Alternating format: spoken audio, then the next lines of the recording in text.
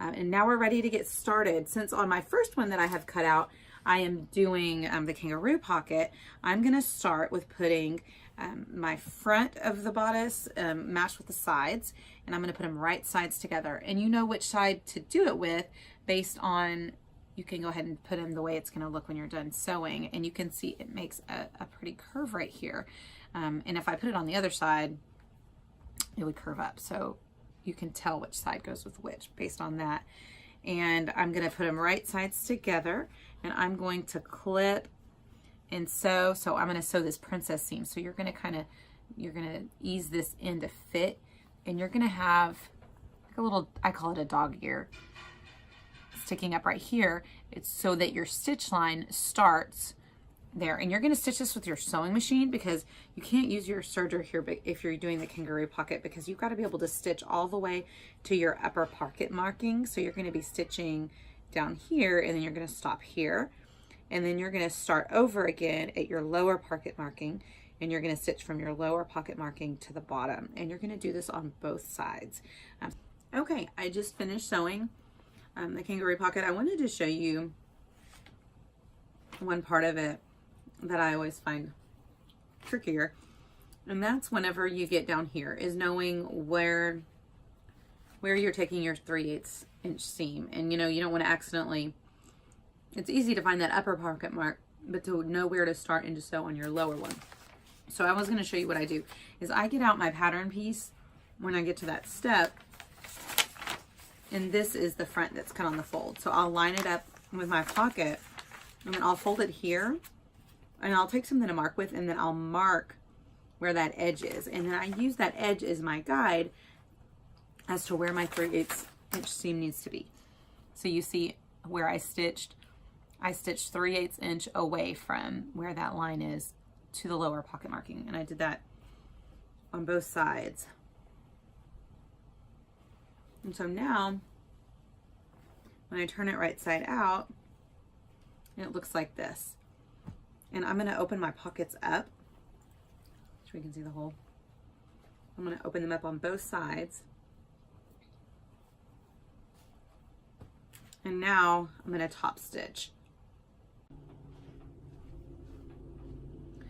Okay, I'm back from top stitching. So with them open is what I did was I top stitched on the inside of the princess seam, and I caught the back of my pocket, and I went all the way down, and I did that on both sides. And now we're going to make the pocket part. So what we're going to do is we're going to start by folding. We're going to find the 2 inside pocket pieces. So whenever you're looking at the wrong side, you have these 2 pieces. So you see the ones that have been top stitched down. You're going to find those 2, and you're going to wrap them around like this, and you're going to stitch them together, right sides together. So I'm going to clip them right here.